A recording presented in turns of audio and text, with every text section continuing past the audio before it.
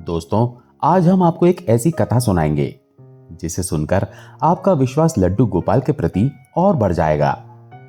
मेरा दावा है कि ये कथा सुनकर आपके आंसू जरूर आ जाएंगे, तो इसे अंत तक जरूर सुनिएगा। लखनऊ शहर के एक शांत मोहल्ले में राधिका और अजय का छोटा सा घर था। लखनऊ, जो अपनी तहजीब और नवाबी संस्कृति के लिए जाना जाता है, उस समय तक आधुनिकता की चकाचौंध में भी रंग चुका था। राधिका एक 32 वर्षीय गृहिणी थी और अजय एक सरकारी कार्यालय में क्लर्क थे। वो साधारण जिंदगी जीते थे। उनका घर छोटा था। उसमें 2 कमरे, एक छोटा सा आंगन और एक कोने में बना मंदिर था, जहां राधिका हर सुबह पूजा करती थी।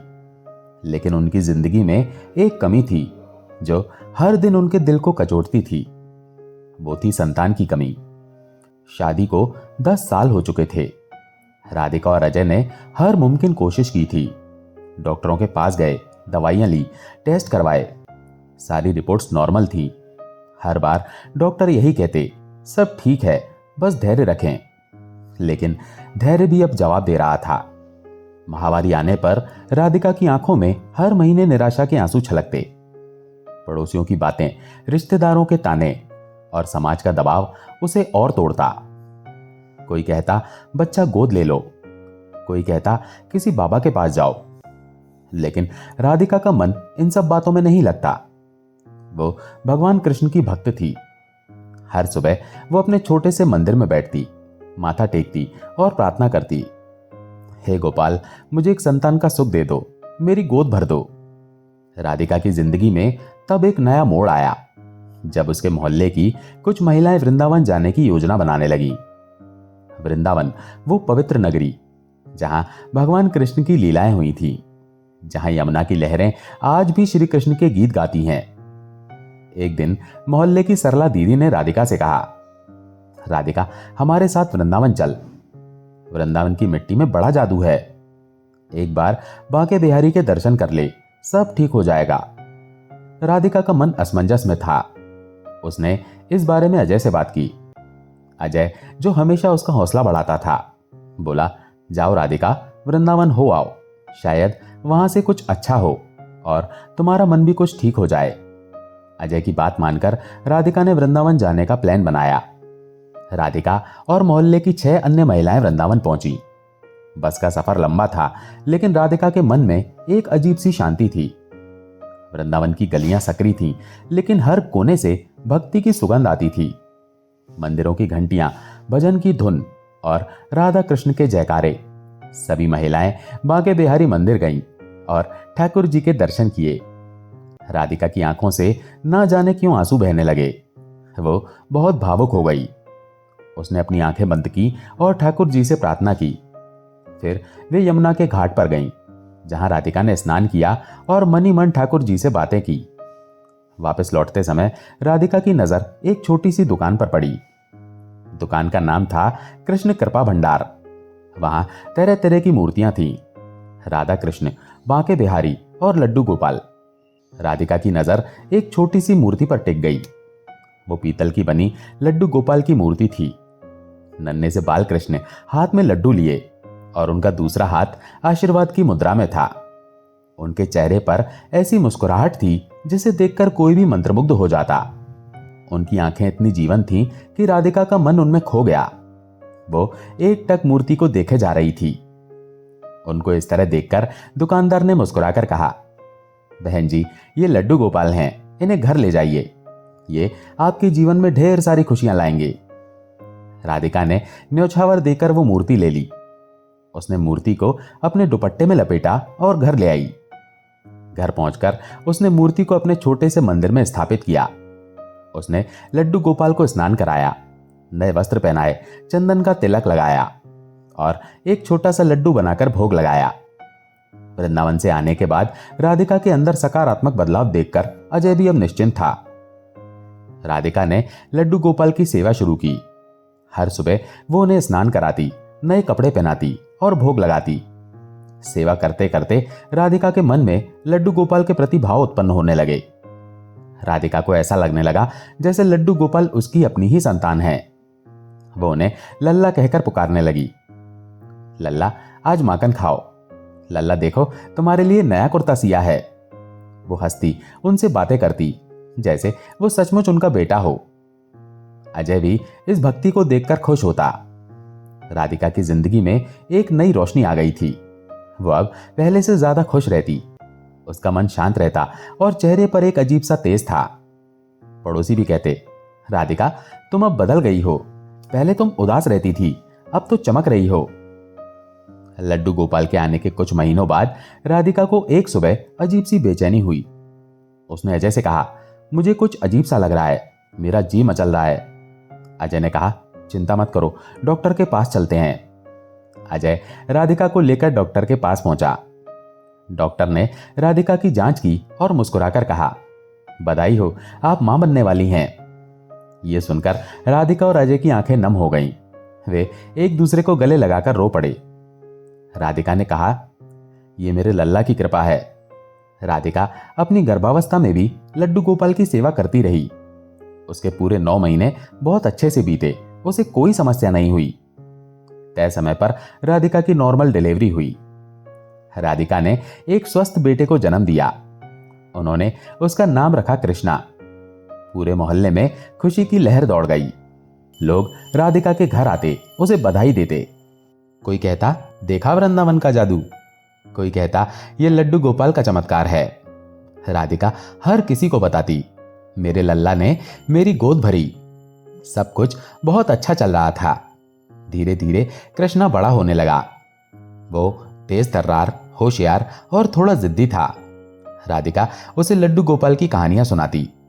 वो कहती, बेटा तू मेरे लल्ला का आशीर्वाद है। लेकिन जैसे जैसे कृष्णा बड़ा हुआ, उसका मन आधुनिक विचारों की तरफ गया। स्कूल में उसने विज्ञान पढ़ा, कॉलेज में तर्क सीखा। वो राधिका से कहता, मां ये सब अंधविश्वास है। बच्चा पैदा होना डॉक्टरों और साइंस की देन है, किसी मूर्ति की नहीं।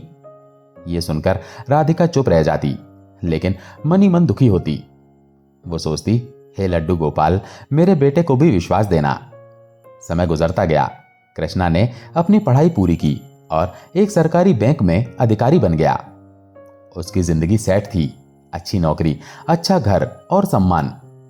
कुछ समय बाद कृष्णा की शादी भी हो गई। उसकी पत्नी प्रिया एक मॉडर्न लड़की थी।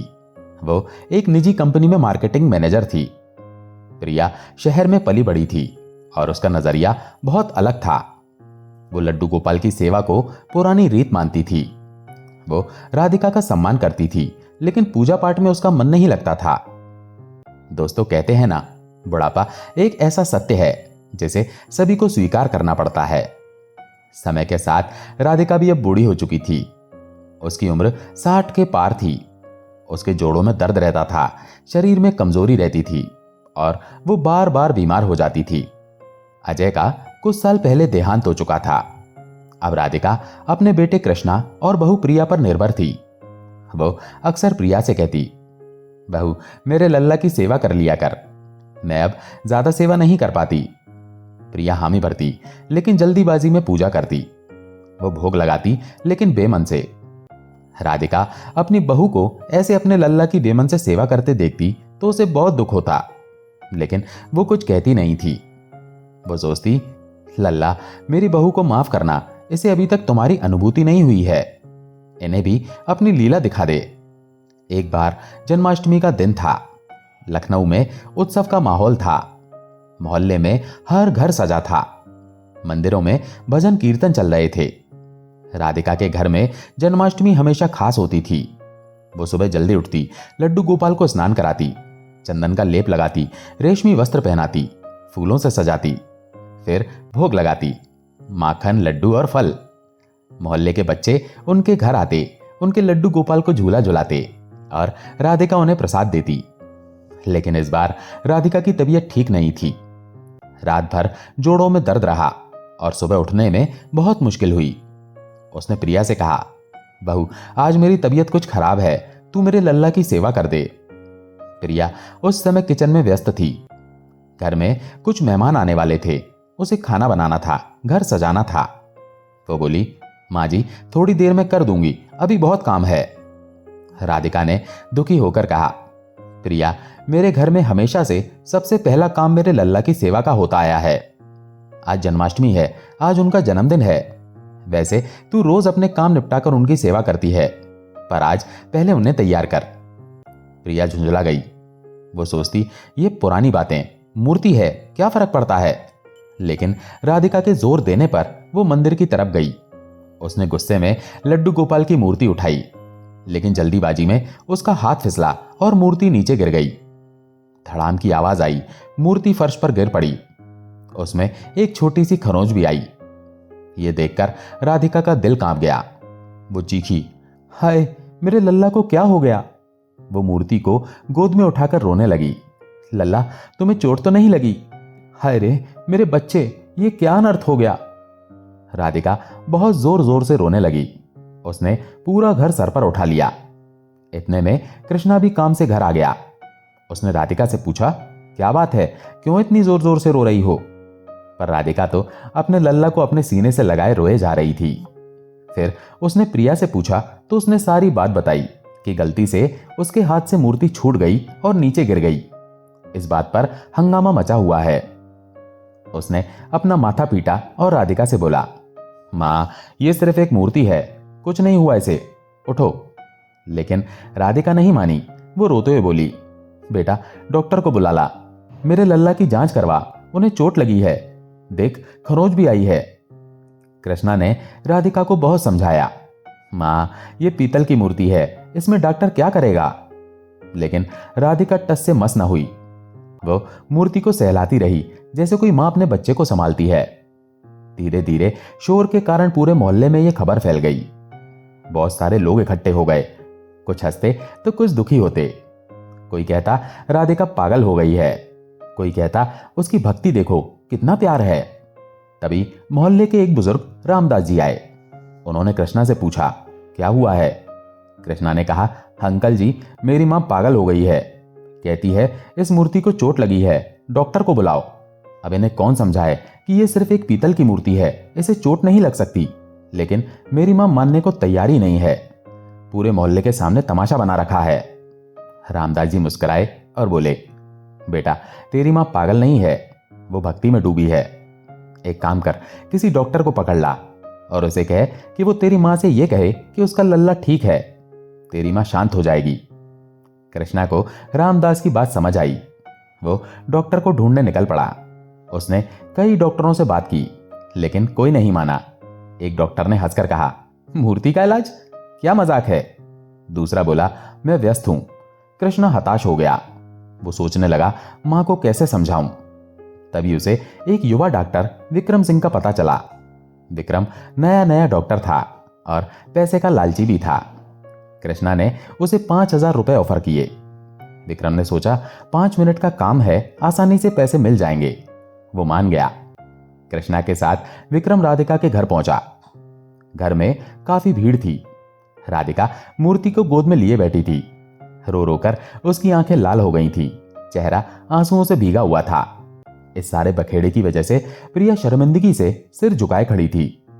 विक्रम ने लड्डू गोपाल की मूर्ति को अपने हाथ में लिया, उसे थोड़ा अलट पलट कर देखा और मुस्कुराकर कहा, अम्मा आपका लल्ला बिल्कुल ठीक है, इसे कुछ नहीं हुआ, आप बिल्कुल चिंता मत करो। इतना कहकर वो चलने को हुआ। तभी राधिका बोली, अरे डॉक्टर ऐसे कैसे, अच्छे से चेक कर मेरे लल्ला को, वो वाला आला लगा जो कान पर लगाकर सुनते हो, मेरे लल्ला की अच्छे से जांच कर। विक्रम हंसा। उसने सोचा ये तो मजेदार है, 5,000 रुपए के लिए इतना तो कर ही सकता हूं। उसने अपना स्टेथोस्कोप निकाला और लड्डू गोपाल की मूर्ति के सीने पर लगाया। वो सोच रहा था कि यह सब नाटक है और वो बस राधिका को शांत करने के लिए ऐसा कर रहा है। लेकिन जैसे ही उसने अपना स्टेथोस्कोप लड्डू गोपाल के सीने पर लगाया, उसके होश उड़ गए। उसका चेहरा पीला पड़ गया, उसके हाथ कांपने लगे। उसने स्टेथोस्कोप हटाया, फिर दोबारा लगाया। उसके कान में एक आवाज आई, धक धक धक धक। लड्डू गोपाल का दिल धड़क रहा था, जैसे किसी जीवित प्राणी का दिल धड़क रहा हो। विक्रम का स्टेथोस्कोप उसके हाथ से छूट गया। वो कांपने लगा। उसने इतने साल मेडिकल कॉलेज में पढ़ाई की थी, कई लोगों के दिल की धड़कनें सुनी थी, लेकिन ये क्या था। एक पीतल की मूर्ति का दिल कैसे धड़क रहा था। उसकी साइंस की सारी समझ, उसकी अब तक की सारी पढ़ाई धरी की धरी रह गई। वो उठा और बेसुध सा अपना बैग, अपना स्टेथोस्कोप वहीं छोड़कर बाहर जाने लगा। राधिका ने पूछा, क्या हुआ डॉक्टर, कहां जा रहे हो? अपना सामान तो लेता जा। विक्रम ने कांपते स्वर में कहा, वहीं जा रहा हूं जहां से तेरा लल्ला आया है। फिर उसने कृष्णा की तरफ देखा और बोला, तेरी मां पागल नहीं है, ये मूर्ति ये जीवित है, इसका दिल धड़क रहा है। पूरे मोहल्ले में सन्नाटा छा गया। लोग हैरान थे। प्रिया की आंखें भी नम हो गईं। उसने मूर्ति को हाथ में लिया और रोते हुए बोली, मुझे माफ कर दो लल्ला, मैंने तुम्हें नहीं समझा। कृष्णा भी मूर्ति के सामने बैठ गया। उसकी आंखों में आंसू थे। वो बोला, मां तुम सही थी, ये मूर्ति नहीं, मेरा गोपाल है। इस घटना के बाद राधिका के घर के चमत्कार की कहानी फैल गई। मोहल्ले के लोग लड्डू गोपाल के दर्शन करने आने लगे। कोई कहता, राधिका की भक्ति देखो। कोई कहता, ये लड्डू गोपाल का चमत्कार है। डॉक्टर विक्रम की जिंदगी भी बदल गई। वो अब वृंदावन चला गया और वहीं एक आश्रम में रहकर वो अब भगवान कृष्ण की भक्ति में रम चुका था। वो कहता, मैंने साइंस पढ़ी, लेकिन भक्ति का विज्ञान उससे बड़ा है। कृष्णा अब हर सुबह लड्डू गोपाल की पूजा करता। वो कहता, मां तुमने मुझे सिखाया कि विश्वास क्या होता है। प्रिया भी अब दिल से लड्डू गोपाल की सेवा करती है। वो हर जन्माष्टमी को लड्डू गोपाल के लिए नए वस्त्र सिलती, भोग बनाती। राधिका की तबीयत धीरे धीरे ठीक होने लगी। वो कहती, मेरे लल्ला ने सब ठीक कर दिया। कुछ समय बाद प्रिया ने एक बेटे को जन्म दिया। उन्होंने उसका नाम रखा गोपाल। राधिका ने कहा, यह मेरा लल्ला है जो फिर से मेरे घर आया है। मोहल्ले में अब हर जन्माष्टमी को बड़ा उत्सव होता। लोग राधिका के घर की कहानी सुनाते और लड्डू गोपाल की मूर्ति की ख्याति पूरे लखनऊ में फैल गई। ये कहानी हमें सिखाती है कि विश्वास हो तो चमत्कार होते हैं। अगर आप माने तो वो मूर्ति भगवान का रूप है जो आपके जीवन में खुशियां और समृद्धि लाती है। लेकिन अगर आप ना माने तो वो केवल पत्थर या धातु की एक साधारण सी वस्तु है जिसमें कोई जीवन नहीं। ईश्वर पर भरोसा रखिए, क्योंकि भक्ति की शक्ति अनंत है। जब आप सच्चे मन से प्रार्थना करते हैं तो ब्रह्मांड की सारी शक्तियां आपके पक्ष में हो जाती हैं। लड्डू गोपाल ठाकुर जी आज भी हमारे बीच हैं, बस हमें उन्हें सच्चे दिल से पुकारना है। विश्वास की डोर मजबूत रखें, क्योंकि वो डोर ही आपको मुश्किलों से पार लगाती है। याद रखें, विज्ञान और भक्ति साथ साथ चल सकते हैं, लेकिन भक्ति वो पुल है जो असंभव को संभव बनाती है। ईश्वर पर भरोसा रखिए और देखिए कैसे चमत्कार आपके जीवन का हिस्सा बन जाते हैं। यह संदेश हर उस व्यक्ति के लिए है जो जीवन की चुनौतियों से जूझ रहा है।